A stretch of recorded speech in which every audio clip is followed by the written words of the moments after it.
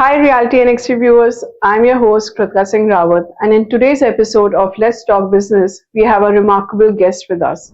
He's known Ashish Khandelia, who has left a significant mark in the realm of finance and real estate. As the visionary founder of Certus Capital, Ashish has been at forefront of innovative real estate financing solutions. So in this episode, we will delve into his journey and the need gap that gave birth to his company, Certus Capital. We will explore his insights on the evolution of financial investment in Indian real estate market as well as his recent investment in Akasa Premium Residential Project and gain some insights from his perspective on the situations like ICI Prudential 360 Private Equity Fund. So join us as we engage in a conversation that explores his journey, insights, and perspectives, all of which are shaping the future of real estate investments. Thank you, Ashish, for joining us today on Let's Talk Business by Realty NXT. Thank you so much, Kritika, for having me here today. So look forward to it. So before we begin and before we dive into the finance of world of real estate, let's talk about you.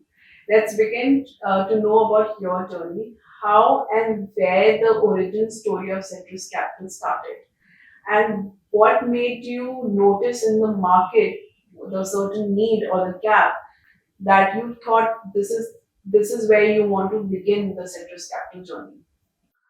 Yeah, so we started Certus Capital about 5 years ago now, in the middle of 2018, and honestly, I think it was a little bit in the building while I was at my previous job, which was at KKR, right? So I will just rewind back before coming to Certus Capital and what led to it. But so real estate is not something that I decided to do when I was in my college or when I started my first job. I had actually absolutely no idea that real estate is a sector that will become my profession.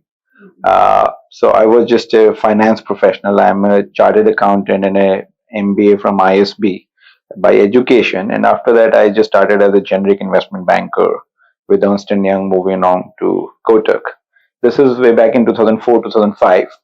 When that happened, incidentally, that time period coincided with when real estate sector was opened up for foreign direct investment. That happened in 2005. So while being at these organizations, we started doing some transactions that happened in real estate as a sector. That was quite intriguing. It was a new sector. There wasn't much information about it. When we were at Kotak, we tried to reach out to our partner Goldman Sachs as to how it is done globally, started scouting for investors who, most of these guys, including the Blackstones of the world, were not present in India. So it kind of started that way. One of the first deal that Morgan Stanley did in India, I was the investment banker on that from Kotak side. They closed that transaction. They didn't have a team in India. So they said, okay, now we have done this deal. You any which ways were involved in this deal. Why don't you come on this side? And then that is the time when I actually became a focused real estate investing professional. So that was an interesting journey. We went through our own ups and downs. The GFC happened, changed the whole sector in a meaningful way. A lot of investors came in a very short period of time and also exited in a very short period of time. And we were doing a bunch of things. We were doing operating companies like Oberoi Realty as a pre-IPO investment. And then I think suddenly a lot of things changed. Suddenly things started becoming more defensive. People wanted to do structured finance. That's what we started doing. And then came the opportunity where actually KKR and GIC, they came up with this idea to build a specialized real estate lending platform for in the form of an NBFC. And I thought it's a very interesting idea. I mean, I was in the mid 30s at that point in time, and I thought it's a great opportunity to work with these great organizations and build a platform which is just a business plan right now, right? So that's how I kind of moved to KKR in 2013. And over those 5 years, we did about $1 billion, and suddenly again the sector became very hot. Like, as you would know, that between 2016 to 2018, before IL&FS crisis, it was an extremely hot period where too much money, too much debt capital was chasing it. So that was a good experience in terms of when you can move forward fast and then when you have to step back. But in over this 10 journey between these two organizations, I did realize one thing, that foreign capital is still mostly suited for buying assets in India. They're not that much there for development. In India, like if we do 40, 50 million square feet of office in a year, we do about 350 million square feet of residential, right? And that development needs capital. So the idea was, and incidentally in Morgan Stanley, I had a chance to be very early when they were just starting the team. KKR, it was again a situation where the business didn't exist, and I had to go there and start that. So it inculcated that desire and that interest to build businesses as opposed to just be an investor. And that's where I thought that okay, now we have done it for these organizations, can we do it for ourselves? So when I left, the idea was to actually build an integrated real estate capital solutions platform. That's how we started Certus Capital in 2018. We have been on that journey since. Yeah. Did you, I'm sure you must have faced challenges in the initial stages of Certus Capital. Yeah. How did you overcome those challenges? Yeah, I mean, and we still face challenges. I mean, we are still 5 years old. And I think these 5 years has been, in that sense, almost unprecedented in a lot of different ways because not only because it was my entrepreneurial journey. So, of course, when you don't have the umbrella of these big brands, there's everything from finding that office to open that office every morning to finding your first employee and to creating your own email setup. Like it's just not there. So that is one kind of a challenge, which is fine. Every entrepreneur goes through it and you fix it. But also the environment suddenly was dramatically changing. 2000 middle of 2018 we started September, and we started to build an NBFC. It was like a KKR 2.0. We had some investors lined up. Then September 2018, you had ILFS happening. So from a completely capital awash environment, you had an environment where there's no capital. Every NBFC is scrambling for capital. So we had to change 360-degree literally overnight. We had to throw out that whole NBFC building plan out of the window and then start thinking about what the environment is. So we actually pivoted very quickly to then actually helping NBFCs get capital from foreign investors. So the first transaction that we did in Jan 2019 was to sell some of the loans given by DHFL to Bombay Dyeing to this large capital fund, or the opportunistic fund called Oak Tree Capital. That was a 1400 odd crore deal, right? So that was the first thing. It allowed us to get discovered as a new organization, and that was the need of the hour. So we built on that strength. And then suddenly, I mean, we are just 1.5 years in our journey and COVID starts. So then all the work we were doing was with foreign institutional investors, and suddenly you can't travel for almost a year, right? So then again, things changed. By the time we were finishing 2020, markets were starting to rebound, right? So I think we had a lot of these challenges. I think what has kept us in the flow is we had been constantly trying to read what is the need of the market and changing our strategy accordingly. Like today, globally, we are facing a lot of concerns, pressures. Yields have gone up, interest rates have gone up. US just got downgraded from AAA to AA. But domestically, things are going great. So we have over the last 2 years actually started focusing a lot on domestic capital flows as to only foreign capital flows, and that has allowed us to build this new business that we call Earnest.me, where it is channeling domestic capital for the exact same expertise that we had been otherwise working with on foreign capital. So talking about Earnest.me, could you tell our viewers also a bit in more detailed manner what is Earnest.me and Right. where you felt that this platform is required and that's why you launched this platform? It came out based on a certain belief that we held, and we didn't know how to solve that problem. So what happened was, after going through this 2.5 odd year journey, end of December 2020, when we were sitting back and reflecting as to what it is, where things stand, and what it looks like, we have in fact actually released a research paper, right? And in that research paper, we have come to this conclusion. It was carried by VC Circle also, so it's there in the public domain. We had come to this conclusion where we said that we are ripe for a rebound in the real estate sector, right? At the same time, we only have access to right now very expensive foreign capital, which can solve very small portion of the need. Domestic institutions are fearful at this point in time and they are not participating, and they always had their own challenges in participating in real estate. So we just don't know. There is this $100 billion gap, which is what we sized, and how will that get fulfilled without domestic participation? This is where we, I think, kind of did this paper. We had no idea, we had no thought of honest.me, and we kind of went on our December end breaks. When we came back after that, and I think maybe some of this was at the back of your mind, we said, why can't we create something afresh which will allow domestic investors to participate in the story in a far more meaningful, a far more transparent way, easy way, you know. And thankfully by this time there was a lot of fintech education about managing your personal finances well, education about different products beyond your typical mutual funds and FDs was starting to happen, so we benefited from that. And in that context then we started this development just on hunch, and on this premise of this opportunity we started building honest.me. It took us our entire 2021 to kind of build the framework, build the underlying tech, build the thought process, build the regulatory framework in terms of doing it. And then we actually went live in January 2022. So, and then I think we have seen a great response. So what we do exactly in that is our basic core competency. Our team, we have a close to 20-member team. All of that, most of that team has an expert background in doing real estate investing and lending in organizations like KKR, Kotak, Morgan Stanley, Piramal, etc., Deloitte, and so on and so forth.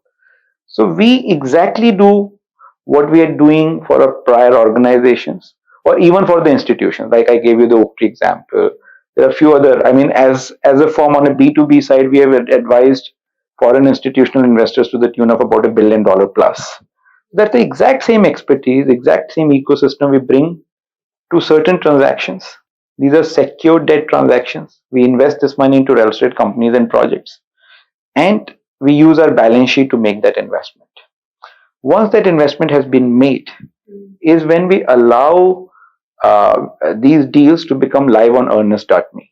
We always keep 5 to 10% of these deals throughout, but for the balance 90 to 95%, people can look exactly what the transaction is, what is its return, who is the developer, which city is it in, what is the stage of development, what are the risks, and it is their choice. So the whole transaction happens simply on one OTP. But it is like buying any other bond. Like you can buy a Power Finance Corporation bond today or a HDFC bond today. It is just that these kind of bonds, they're more specialized, they're less liquid. That is what we want investors to be aware of. But they offer returns which is in the range of 14 to 15%. So we have seen a great traction.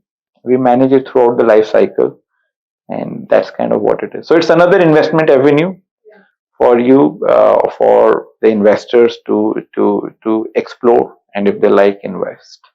So we have noticed in the current, real estate market, now the finance evolution is there, right? Right. We are seeing a lot of players getting in this market, especially in the finance. Right. What would you say is Certus Capital USP that makes it stay ahead, or I would say stay ahead the game, or we stand apart from the rest of the competitors? I mean, honestly, I think we are still young, so I wouldn't necessarily kind of claim that, we are the best or anything of that sort. I think what's different though is a lot of quality talent continues to sit in organizations. Many of those are serving only foreign capital, in the sense that most of these organizations, whether it is domestic organizations like Kotak, or whether it is international or foreign organizations like whether it is Blackstone or Brookfield and all that, most of the money that they're managing comes from foreign investors. These are pension funds, sovereign wealth funds, etc. Indian investors actually haven't had much access to teams that come trained from these kind of organizations, right? And offer products which are available to domestic investors, right? So I have personally seen that the learning that we have gone through, because some of these organizations have had much longer history of investing into real estate than Indian real estate itself. in the real estate investing history, which started in 2005. Global investing has been, so they have their best practices, which I think some of the things we have in our team, and we continue to do a lot of work with them. Like in 2021, there was a very large foreign investor which invested 1,000 crore into Embassy Group, and we were advising the investor on that. In 2022, three large couple large investors and Loda Group created a large warehousing platform. We again advised one of the investors in that, right? So I think we continue to have that strength of being able to work with these global investors and then bring that expertise to products that are domestically available, right? So I think that's the thing that keeps us ahead. When we do these engagements, we get questioned, our thought process gets tested against that, which help us improve that process. We are very data driven, so we actually do a lot of internal in-house research around what the trends are, right? uh, so I think those are some of the things that I kind of believe will allow us to make good investments and get them to the right outcome and return. So talking about data, we are seeing even technology has been, Right. hugely adopted now. We are Right. seeing digital transformation Right. happening in all the industries. Yes. As you mentioned, you are data driven. Ernest, me is on the Wiley platform, which is creating a seamless transactions happening. So, how technology are you using when it comes to Certus Capital to make your operation seamless? Yes. To make sure that, of course, the data security is also there. Right. How are you managing technology in that? So we use so data and technology in two, three different aspects, right? I mean, data, thankfully, is not just about us. It is about the availability of data for the real estate sector. That has improved a lot. Like 10 years back, there used to be no data services, right? RERA wasn't there, so there was no organized accumulation of data, right? So thankfully, over the last 10 years, what has changed is, one, there are a lot of data services which allow us to mine the right kind of data, and RERA actually is a great source where information about what is the situation of a project, how many units sold, etc., at project level, some of that is available. So thankfully, that data is available. Now it is for us to use, and so we have in-house models where we ensure that a lot of this data is kind of collated on a quarterly basis, right?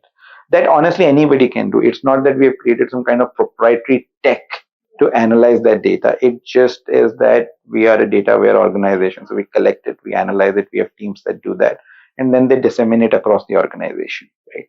That's one.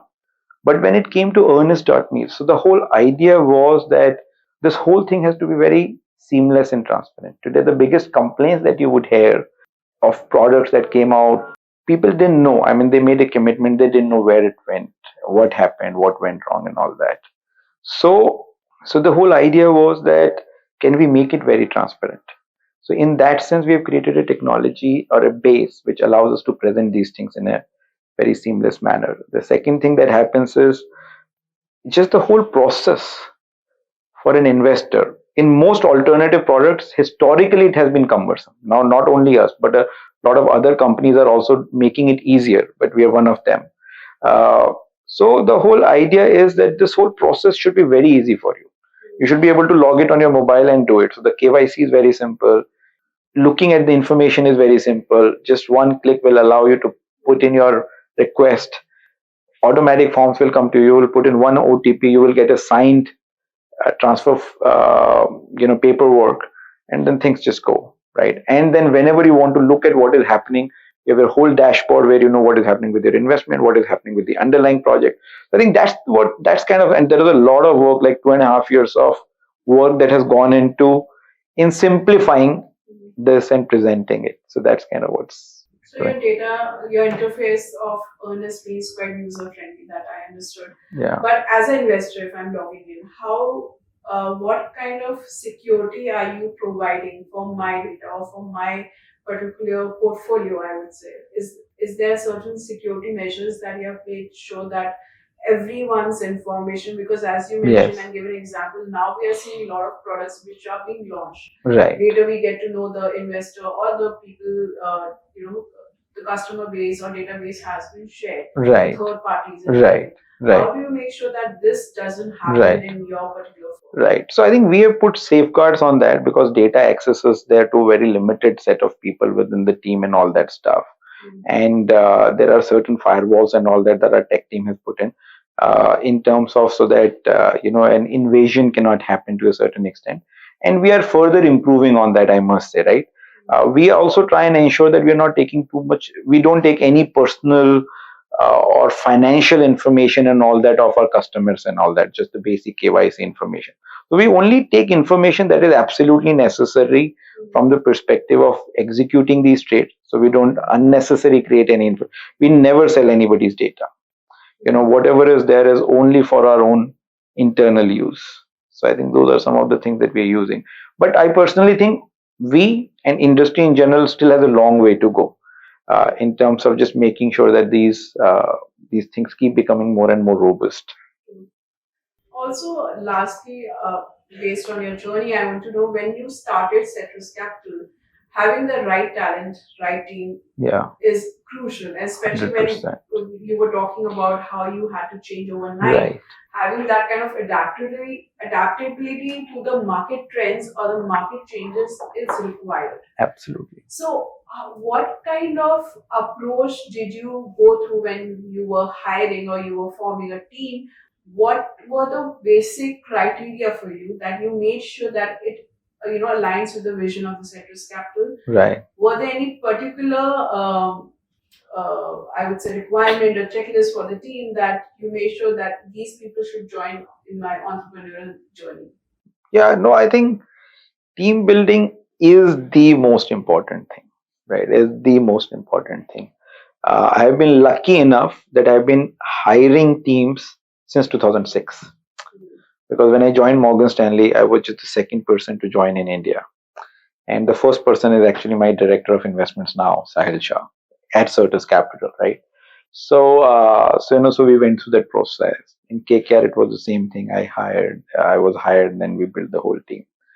I mean, the way we focus on building a team are driven by two, three basic things. One, first and foremost, the integrity has to be very, very high before technical competency.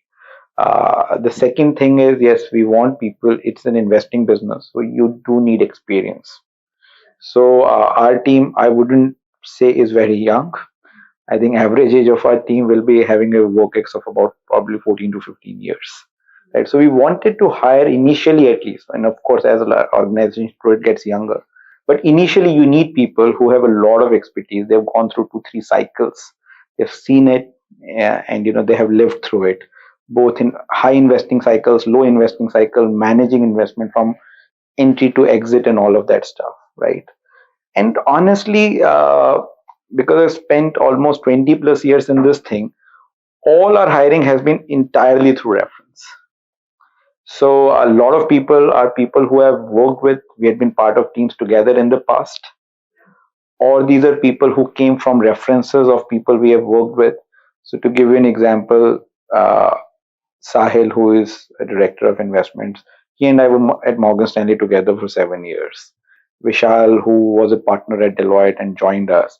We have closed 3 deals together when I was at KKR, and he was the advisor. So he runs the advisory business, right? Some of our other senior members either were directly known to me from the past or they came through reference. So actually a lot of senior team does come from people who I knew and have had relationships. To me, that's very important. More than where we are going as a business, it is actually emerging as a place where a lot of people aspire to be because of the experience that they can get and the quality of team that exists. And then the younger team, I mean, we actually look for attitude more than technical skill set. We look for people being self-managed, so I think attitude, integrity, self-management, and of course depending on how many years of experience you're buying. I mean, if I'm hiring 1 or 2 years, I don't actually care the person coming from real estate or investing or any kind of background. It's just their motivations and their hunger and their attitude. When you're hiring mid-level, they may not have done the exact same work, but some familiarity has to be there, and again these attributes. So that's how we kind of try and build. So in the current fiscal year, what would you say are the ongoing projects which are happening under Certus Capital, Right. and how do you envision the future of Certus Capital? So I think the way we think of the future, and then that feeds into what we do today. So we are honestly very long-term focused. You know, how 1 year goes by, plus or minus, is less important to us as long as the overall business is headed in the right direction. So what we really want to be is a real estate capital solutions provider. We are not a developer. You know, we are not someone who is actively like kind of saying that we will go in and manage the project and all that stuff. We are going to work with developers who we like, who we trust, who have done good business in their past, and we are happy to sometimes support younger organizations. Even in KKR, I have done business with people who are not like having legacies of real estate, and those have been some of our best investments, in fact, right? The way we think about it is, can we be a capital solutions provider? So we have our own investing business and we have the advisory business. Between these two, we look at transactions which are as small as 50 crores to we have concluded transactions which are 3,000 crores and upwards. So what it does for us are two things. One, as an organization, as I said, we are very knowledge and data driven. It provides us a lot of information. Like we worked on that one warehousing trade. Today, investing, we are mostly doing secure debt investing, by and large into the residential sector. But by doing that warehousing trade, we as a team are quite educated about what's going on in that sector. And it allows us to make a choice when to start investing our money into that space, right? So we have that space where some of the largest developers in this country are engaging with us for their own capital solutions. We may participate in that, but more importantly, we also have a lot of relationship that will allow us to create that capital solution.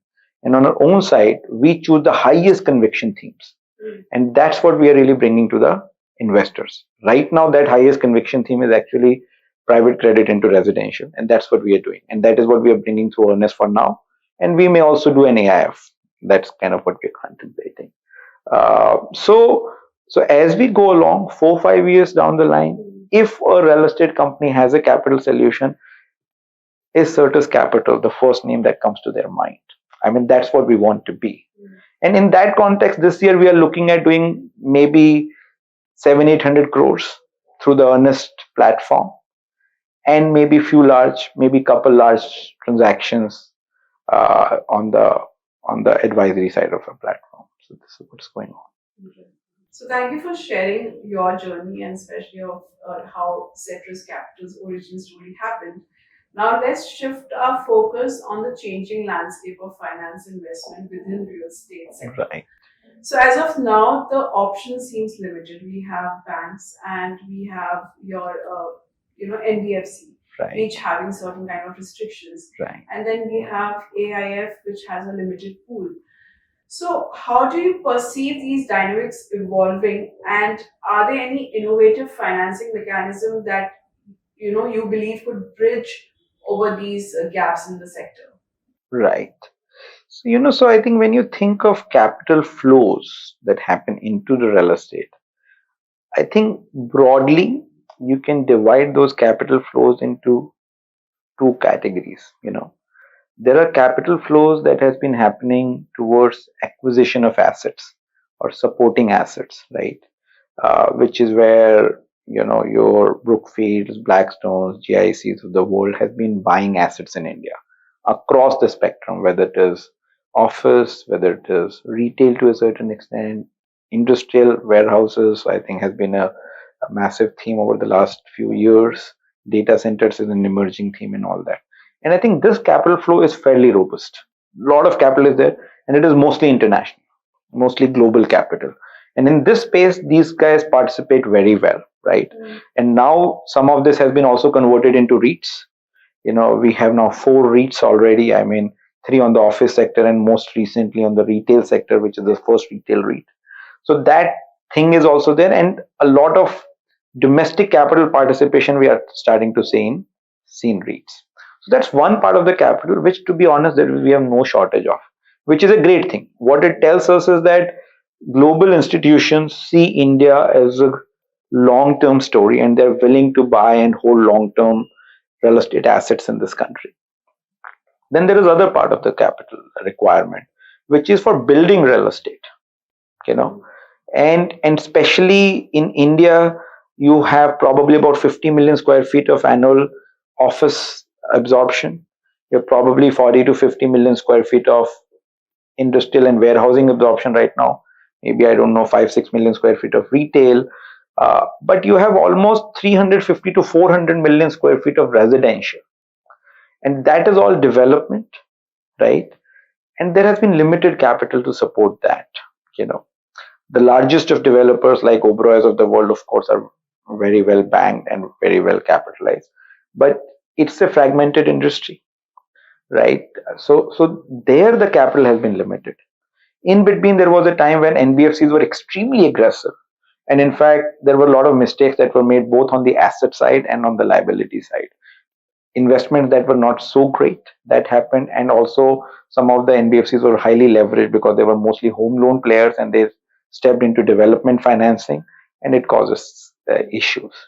And after that, RBI has also changed certain rules, so our NBFCs also become a little bit more restricted than what they could do pre 2018, right? So then what happens is that India, which is largely a developmental country as opposed to many Western countries, don't have enough capital to support their development, right? So I think to our mind today, AIFs are stepping into doing so. But what is really, really required is a much wider participation of domestic capital into this space, right? So I mean, to us, what is probably the real trend to watch out for, or the trend as an industry to work towards, is how to democratize the access of this capital, and can we create kind of a debt capital market for the industry. I mean, we are trying to take some steps in that direction. We talked a little bit about earnest.me. I mean, at a fundamental level, it is creation of that debt capital market where you're increasing the transparency of what we are seeking that capital for. We are improving the ease with which that transaction can be done, and you're also increasing the confidence by providing very transparent information about after that investment has been made, right? So to us, yes, AIFs will continue to play a major role, right? And domestic wealth, I mean, and we constantly read so much about the power of domestic wealth that is happening. How do we harness that in a more meaningful way for our sector is what I think is very important. And I think actually we will possibly talk about more, but SEBI is coming up with its own regulations. They have been doing a massive overhaul of the AIF regulations. They're coming up with regulations which relate to bond trading platforms and all that stuff. So all of that is very helpful. I'll do that. But to me, AIFs need to come out of the shadow of bad performance that has happened in the past and deliver a different story over the next 5 years. And we need to democratize access and create a debt capital markets for the sector. I think those are the two most important things to watch out for. So as you said about Oberoi, in the light of the current scenario, what we are noticing is that the handful entities like Oberoi and DLF, they have access to the robust debt capital market in the real estate sector, and that results into significantly having a low cost of capital. That's right. So I want to understand that why in the current scenario we still have this limited entities, why we don't have a broader spectrum of having all the stakeholders Yeah. participate in this kind of scenario where they can also have this access of the lower capital cost of capital, Right. in comparison to AIF that I have noticed gives higher capital, right? Right. No, you're right. I mean, it's a twofold problem, right? First of all, in India, bond markets are shallow. So 98% of bonds in India that are subscribed, and they are by and large subscribed by mutual funds and few institutional investors, they are AAA and AA. Yeah. So there isn't really a market below AAA and AA rated bonds. Now, as I mentioned, real estate sector is fairly fragmented.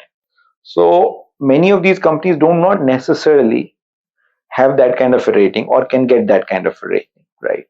But that doesn't mean that they are not going doing good business. There are enough and more companies doing good business, and there's a secured thing, right? Also, the other problem that is there is that most of our uh, bond markets are driven by mutual funds, which provide daily liquidity. So there is no ability for them to take true credit products. Like Franklin is a good example. I mean, their funds have ultimately returned most of the principal that they shuttered when they closed those schemes in 2020, and by now, I mean, very recently, they have paid most of their capital. But some of those papers could not have provided daily liquidity, and in a tough environment it suddenly became even more difficult, right? So you actually need to do a bit of a market making here. You need to have some financial companies or organizations which are willing to put their stamp of approval in a way which will provide confidence to the investors to participate in that. And then it is probably at least a 10-year journey before a lot of organizations through that format then themselves become discovered. So if, let's say, take an example, okay, if there is an organization which worked, which issued its bonds, someone like us through earnest.me kind of worked with them to issue that, it got managed well, and then over a period of 7-8 years they did 10 issuances of that nature, and each they were able to do a good job for their investors. By that time they're discovered, right? So that's kind of the, and I think India just need to go through a lot of that landscape before that happens. But I think if they do so, they will be able to reduce their cost of capital for a lot of non NBFC and non bank use by at least 4 to 5%. But don't you think, as you quoted about Franklin example, we have also seen that, of course, they've started paying out and everything. But don't you think it affects market sentiment on it affects the investor sentiment, and it might even affect the way you're talking about the finance investment should be, more coming in, especially in the real estate domain. When it comes to real estate investment, don't you think the market or the investor will be more still feeling skeptical about the market? 100%. So that's exactly the point. I mean, a lot of investors will be very skeptical. And, like in debt mutual funds, when people look at a mutual fund, they almost treat it like an FD. You can go in today, you can take out tomorrow, you don't expect any capital loss whatsoever, and so on and so forth. But any credit product can actually have a capital loss. If your yields go up, the value of the fund will go down. The other thing is most credit products can't provide the same level of liquidity. So if you are a fund which is starting to see a lot of redemption pressure and you were a credit fund, you will not be able to honor these things. And that's exactly this whole episode of Franklin taught us. So to give you an example, when we have something on earnest.me, we're very clear with our investors. You should not invest unless you have the horizon of, let's say, a 3 year or a 2 year or a 3.5 year, whatever that paper is for. Because, as a sector, we are funding a project. If we are funding a project that has a life of 3 years, so my financial instrument on that should also have a similar life. Otherwise, there will be a mismatch. And therefore, that education needs to happen. So then when the investor has that education, he comes with that clear mindset, then these kind of accidents can be avoided. And that is what needs to happen over the next few years to build that confidence and education as to who this product is right for what kind of portfolio allocation, how people should think about it, and then grow from there. So, as you quoted about Franklin, I want to understand your perspective when it comes to, the companies like which we recently saw, ICI Prudential, 360, one private equity fund, where they were. I want to understand what challenges these investors faced. Also, in case where underlying investment, remain unsolved even after AIF being expired, the delay in the payouts happened. What do you believe are the takeaways or the insights that investors also should keep in mind, and even the market should learn from these incidences? Right. So I will talk more generically. I mean, I don't have a specific view on maybe these one or two companies per se, but in general, the point that you're making is correct that several real estate AIFs and outside of real estate also several other AIFs have run into problem in terms of they're not liquidating their entire corpus by the time the fund term expired, right? And incidentally, in that context, even SEBI has now come up with regulation where if you do not fully liquidate your funds within 1 year of the expiry of the term, either you need to move them into a liquidation scheme or do in specie distribution, which means that whatever is the fund assets, you just give it to the investors in their investment ratio, right? And there are a certain set of things and all that. So historically, I think there are two, three issues around this thing. One is when the product is new, there is the experience of teams were less. Some products got created and they did not do as well as they were envisaged to do, right? And when you had an investment problem, then there wasn't really a proper market for exiting them. And also, in the absence of this regulation, I mean, maybe not intentionally, but investment managers also may have just tried to keep prolonging the period with their desire to get the best possible value for those investments, right? But to be very honest, I think that may be a reasonable intent. But if, as an investor, you have put money with a certain term in mind, you really want the money to be returned within that term or thereabouts of that term. So I think with this regulatory change, now when people will do it, they know, okay, there is this kind of a deadline. And they will hopefully start working earlier. And even if that means that they have to just liquidate it, whatever is the market clearing price at that point in time, they do so. They do so. And in fact, don't get into this jam where they're trying to take 75% consent of investors, which is any which way the negative thing then, and then are in they're back against the wall, right? So point number one is the first line of defense is having good investment managers. Right? So it's like any other investment thing. If you do not end up doing a good job of that, or if the market is a bit early on, some mistakes will get made, people will learn from those mistakes and all that. So I do fundamentally believe that similar to the maturing of a real estate industry in itself, which got matured because of RERA coming in, because of demon happening, GST, plus just the cycle. So a lot of people, everybody thought that they could be developers. Like, they have decided they can't be. There has been a lot of clearance that has happened, right?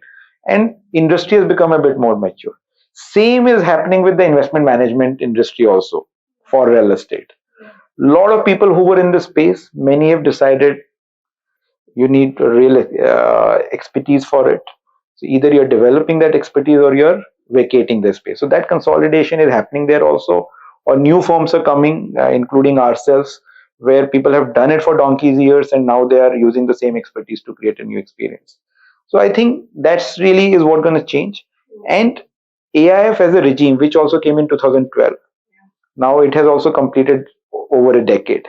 So actually, SEBI is completely overhauling that regulatory framework also, bringing in some of these disciplines, which will force people to make sure that exits are given, happen, whatever that means from an investment performance point of view. So I think a combination of these two things, hopefully the next few years will have a better experience. But talking about AIF, I want to understand from you that now the SEBI has given a minimum threshold of 1 crore to begin with, right? So won't this create a bit of, I won't say nuisance, but all kind of players coming in? The market sentiment again can again be affected based on who is running what kind of show. This kind of accessibility, do you think it's going to be an advantage or a disadvantage when it comes to real estate market? No, see, I think the minimum threshold for AIF is 1 crore right now. And I think that is what it has always been at 1 crore. In fact, there's a lot of talk about SEBI wanting to increase that threshold, right?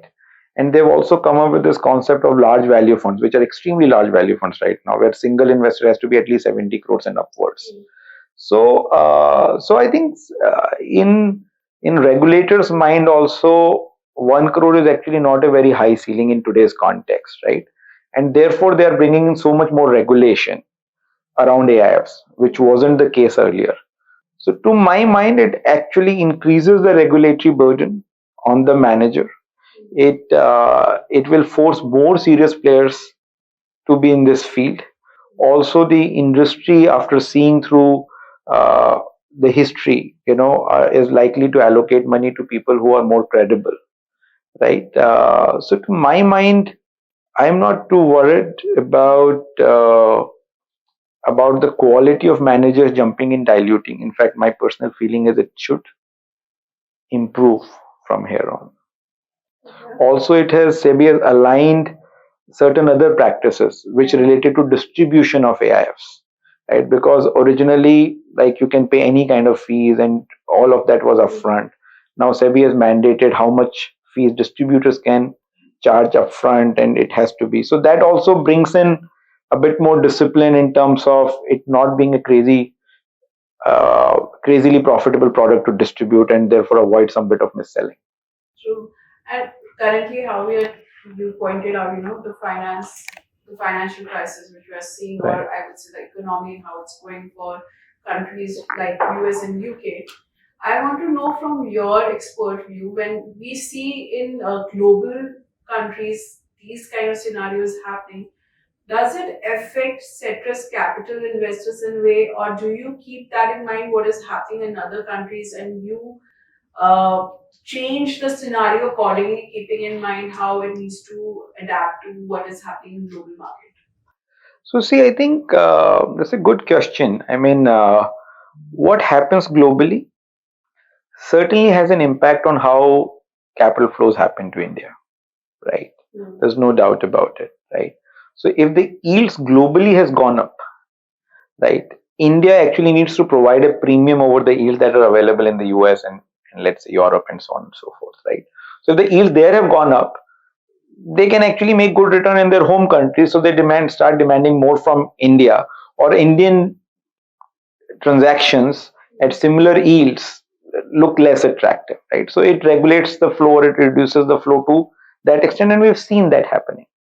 And in fact, one of the conclusion that I was talking about, why domestic capital is therefore important to be harnessed into the sector, is so that we are not heavily reliant on this capital, because then we are at the mercy of how things are happening there, even if things are happening well in India. So we certainly need foreign capital, and it is coming also. But at the same time, if we have twin engines of foreign and domestic capital, it's much better for the sector.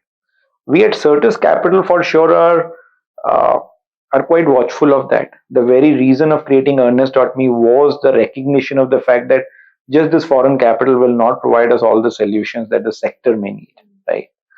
So that's where I think we are creating this domestic engine in that sense. And to that extent, yes, I mean, we do need to be fairly vigilant about what are the interests of those capital, especially in some of the larger format deals that we do, where we do directly work with foreign capital, to be aware at where it will actually happen, where it won't happen, right?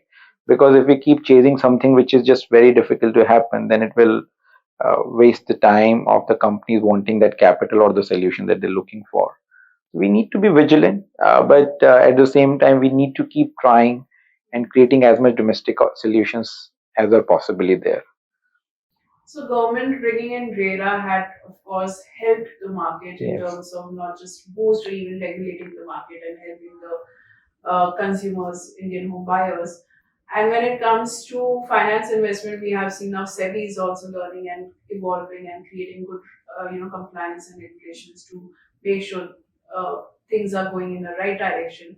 So when it comes to domestic market, as you are emphasizing on this, what do you believe the government should or the SEBI should look into making sure this particular market, the kind of regulations or the kind of suggestions would help to this market to get that kind of bandwidth or that kind of platform.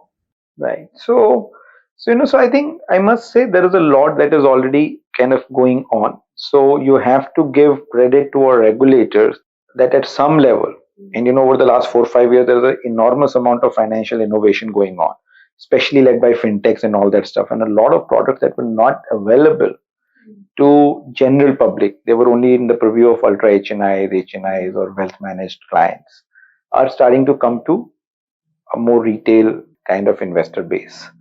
And I must say that I think SEBI in that sense has been active in terms of seeing these trends, analyzing these trends, and bringing a framework. So let's say, for example, because of fractional ownership, they have brought this micro and small format REIT kind of a framework, right? They brought that. They've brought OBPP regulations, which is online bond platform regulations, right? So they've brought those things in there. REITs actually has been a very good regulation. I mean, in most countries, REIT regulations have taken years and years to get stabilized. But in our case, I mean, they're not very old as a regulation, and a lot of industry consultation needed to be done. But then we are now seeing that action happening, right? All of these things are financialization of real estate, which I think is the key trend, right? So, to our mind, the only other thing is, because these spaces are still very new, because our bond markets are not very developed, uh, more than the regulation itself, it is the approach to application of the regulation and the consultative process that is required between the regulator and the market participants, that needs to be more robust. It needs to be a little bit more trust driven, and allow some flexibility, some experiments to happen, have a consultative approach, and change that. Not to say that it's kind of not there, but that is what will be required. If that goes missing, some of these innovations will not happen, they will stifle. So that's. So kudos to SEBI is the kind of proactively they are taking initiatives and coming with regulations.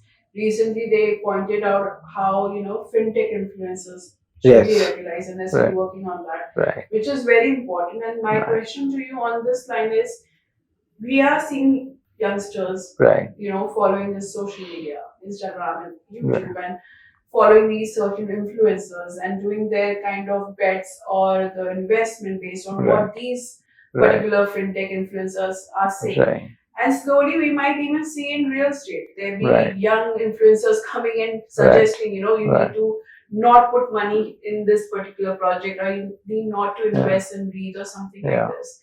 So when it comes to this kind of platform, what is your take? Like, how do we make sure that investors, even the Yes. young investors, are not getting influenced with the wrong information, are not making the wrong bets, and are, of course, not going into a, I would say it will be like a black hole of spending money like that.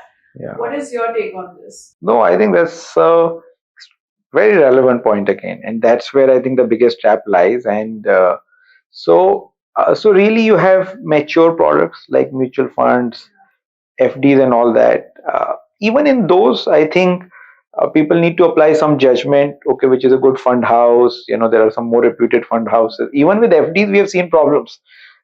Banks have gone down, and again, I mean, strong regulatory framework by and large has ensured that a depositor money has not been lost. But we have seen those instances also, and not in very uh, in fairly recent history, right?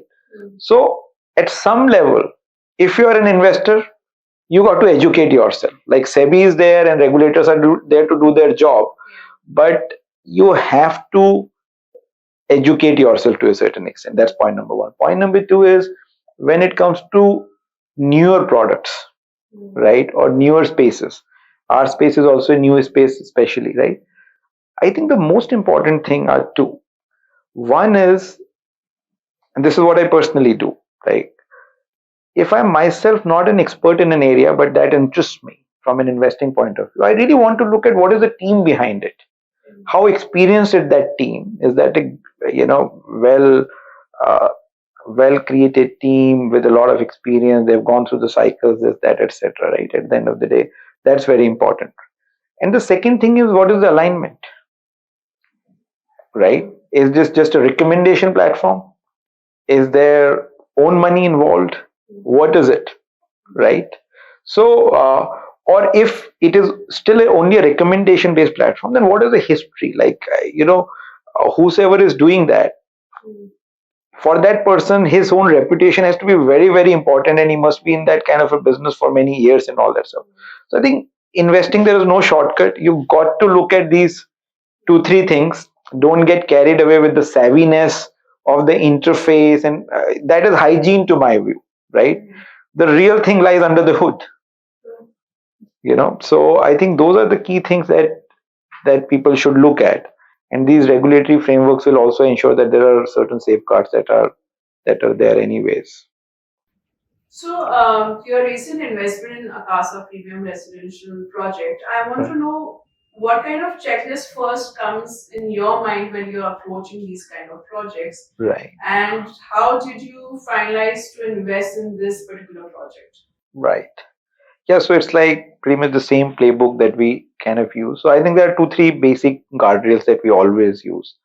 First and foremost, we're really looking at the counterparty, or who is the developer, and what is their experience, and what is their reputation in that sense, right? So I mean, these guys have done a lot of work, lot of similar kind of work in that micro market. This is a group called Techno Global and Fortune and Gala, and so they've done a lot of work that gave us comfort. We went, we checked out that work and all that stuff, etc. Right?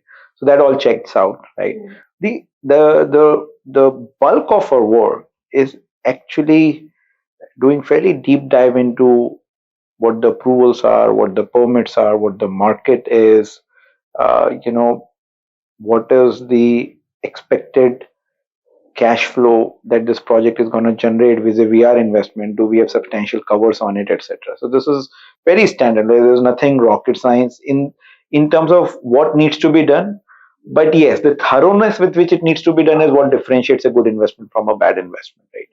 We go through a very thorough thing. What we really liked about this situation was there was a counterparty which is fairly experienced in what we were investing into. They've put in a lot of their own money. Most of our money was going for development of the project. So the exposure was increasing as and when we make that investment. And fantastic, absolutely fantastic location. I mean, it's like stone throw away from the upcoming Ritz Carlton, the 360 West project, very close to the hub of all the new connectivity. Coastal Road is there, Worli Sea Link is there, and all we have to do is about 50 apartments, right? And it provided about a 3x cover on our investment. So so as a combination, this whole package looked quite interesting to us. I think we could generate 15% IRR investment on this for potential investors on earners. So we kind of like that, and that's what we like. And all the regulatory stuff was in place. Yeah, I was going to ask that. Yeah. You must be making sure that RERA approvals and the overall compliance, everything is being followed.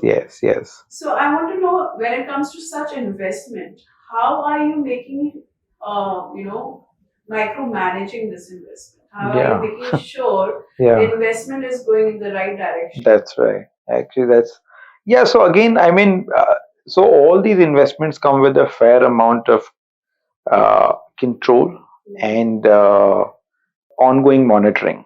So so as a process on any investment that we make two external independent monitors.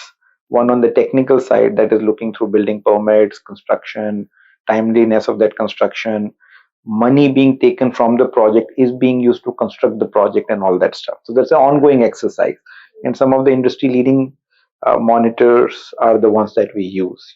These are the same kind of people I've used during my jobs at KKR and all that stuff, or are being used by other institutional investors, right? So that's one. The second very important aspect of it, and which is also used across the industry by all good quality managers, is escrow controls.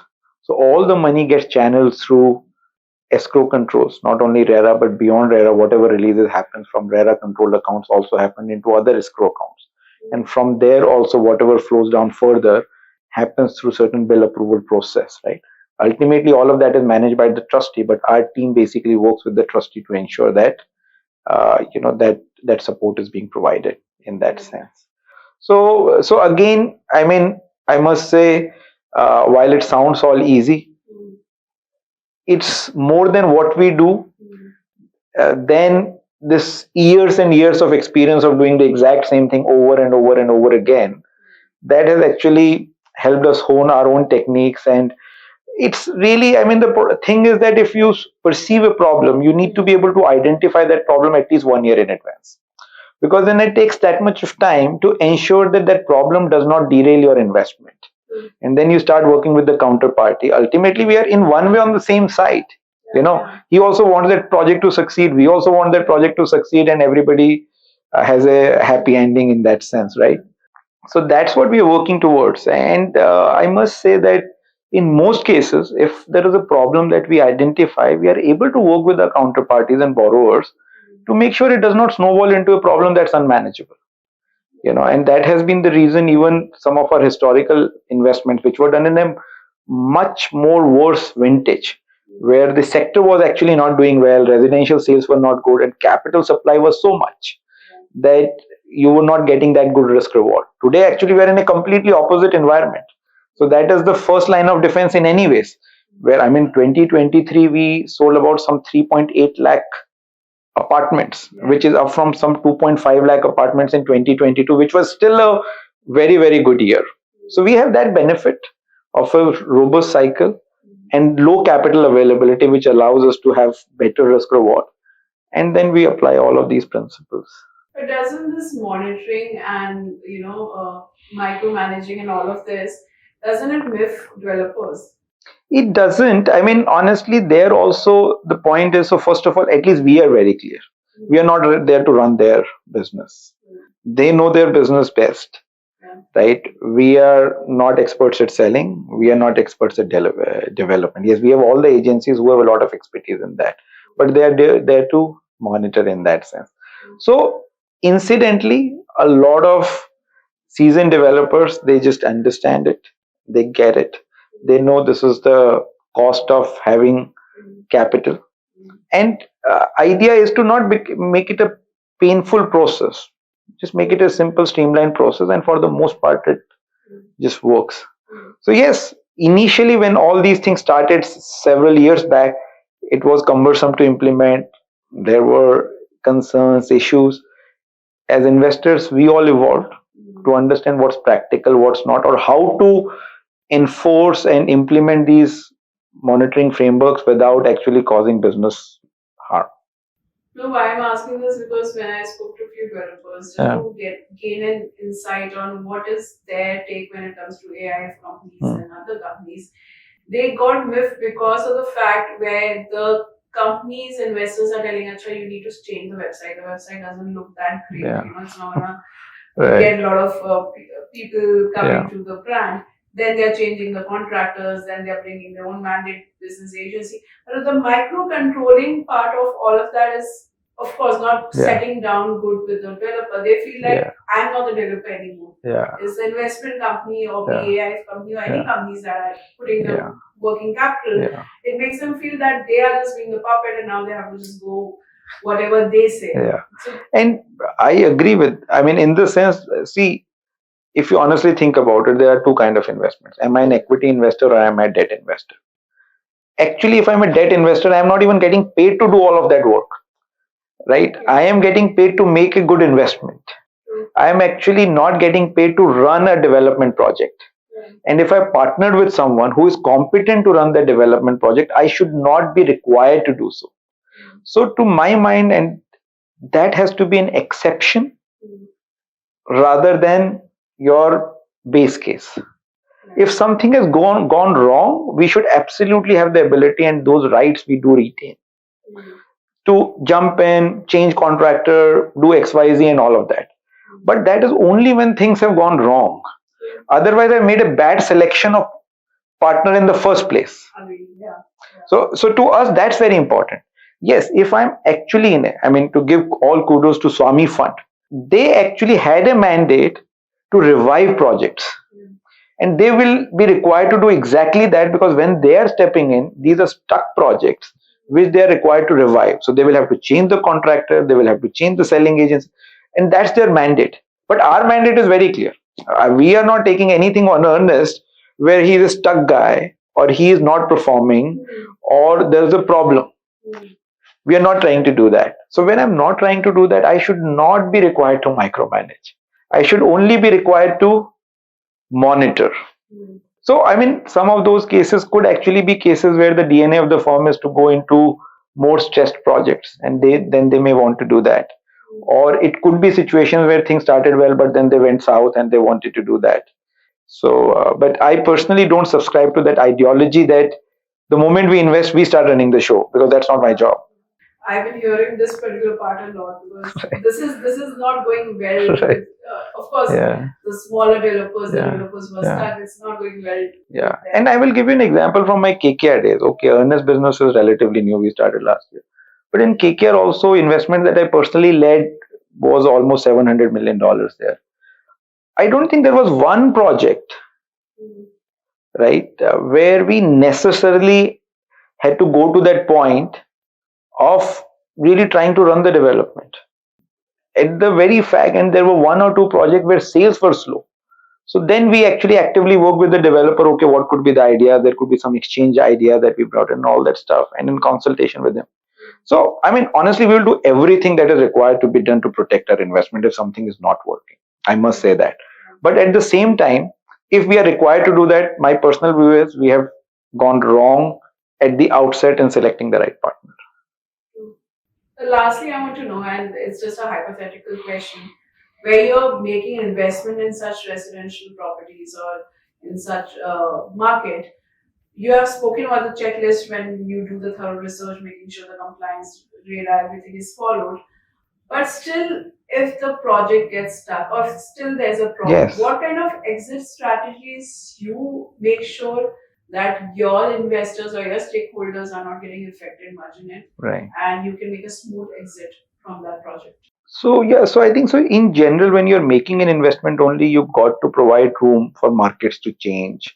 In general, we end up underwriting time frames which are at least a year more than what normally it should take in a normal market for us to get out. So it allows us that much time to fix things if something has gone wrong, right? So we already buffer that much in typically speaking, right? At the same time, honestly, these are risk investments. Something can go wrong. Let's say tomorrow there is a COVID kind of an event happens, which actually stalled everything for 8-9 months. Now that's exactly where I think we buffer this up. That if some events like that happen, COVID was an extreme event, nobody could even, but something other, we hopefully will still be fine, right? At the same time, if we completely get stuck somewhere, we will have to figure out a way as to who is the new capital provider who can bring in. Can we create some other solution? My own view on this has been, if you have done your investment sensibly and it is well covered from a value perspective, thankfully real estate is not a perishable commodity. Even for, let's say, 6-9 months nothing got sold, those houses were still there, right? As opposed to a lot of companies where if the EBITDA is lost or if that production hour is lost, it's just gone. So thankfully we are in that stage. So I always say real estate financing should not be that expensive. At the end of the day, we are giving money against hard assets. They're not going to run away. So first line of defense, you just make sure that you're identifying the problems early on. If they might appear, then you have solved them within time, right? If the value is there and my time is running out, in all likelihood, I will be able to find some other investors to step in and give me an exit. If somewhere we have gone horribly wrong and we assess the value wrong or the business wrong or the partner wrong, honestly, we will suffer, our investors will end up suffering. There is no shortcut to it, right? In that sense, in that scenario, we will try and do whatever best we can do to recover as much value as we can. Of course, we have all the legal rights, the enforcement rights, the mortgage, the pledge, the personal guarantees, all of that is there. But if we are in that stage where we are using them, something has already gone horribly wrong. So Ashish, this particular round is quite famous in Let's Talk Business. It's called Rapid Fire. I don't want you to think too much. I will ask you certain questions, and whatever first thought comes, it's going to give our viewers a good insight about you as your personality or your liking. And let's go with it. So how do you define success? I mean, it's basically being able to follow your aspiration and feeling happy about it at the end of it. In one word, what does the future of real estate financing look like? Democratized access to interesting opportunities for investors at large. What's your take on cryptocurrency? A trend to embrace or approach with caution? Approach with caution. I just don't get it. Warren Buffett or Elon Musk, whose investment philosophy do you would consider to take on? I mean, investment philosophy, clearly Warren Buffett, though I have a huge respect for Elon Musk for what he has done. A financial term you wish everyone understood better? IRR. So for our viewers to know about IRR. So IRR is just simply what is the annual total annual return that you would make, which is what is used by finance professionals. But most people who are not finance professionals, they understand coupon, right? And there's a difference between coupon and IRR because IRR is a compounded version of the coupon in that sense. So if your coupon is 14, your IRR may be 14 and a half. And we want people to understand because all returns are generally quoted in IRR. Interesting. I learned one more thing. One book that influenced you the most. Steve Jobs. His biography. Yeah. Nice. If you weren't in the finance industry, what career would you have chosen? Tech. Technology. Like building tech or being part of the product? Like, yes. So that continues to be my passion. I mean, whether it is, I don't know exactly what I would have done, but just building some tech or creating some technology, not necessarily only a coder, but how can you build something new? Like best piece of advice you have ever received? Best was have a view. Worst advice that you still look back and you chuckle that someone actually gave me this advice. I mean, sometimes when people say you will miss out, and that sometimes forces you to go against your own intuition, right? Yeah. And enough and more time it happens that you're not getting it.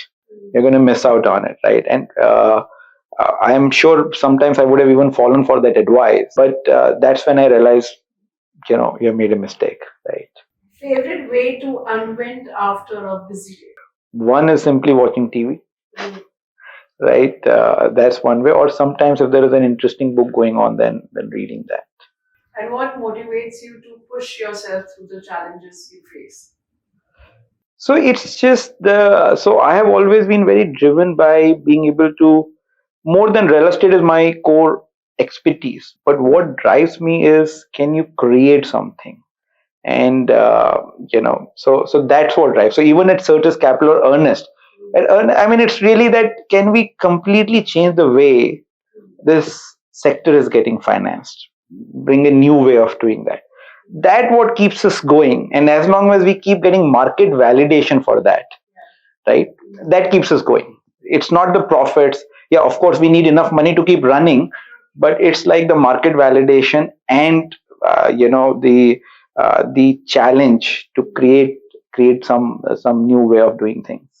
And how would you define your leadership style? It's very control oriented when it comes to the delivery that we need to do, but it's very self-managed based. Like all my team needs to be self-managed. If I have to manage someone, it doesn't work. And favorite quote or mantra that resonates with you?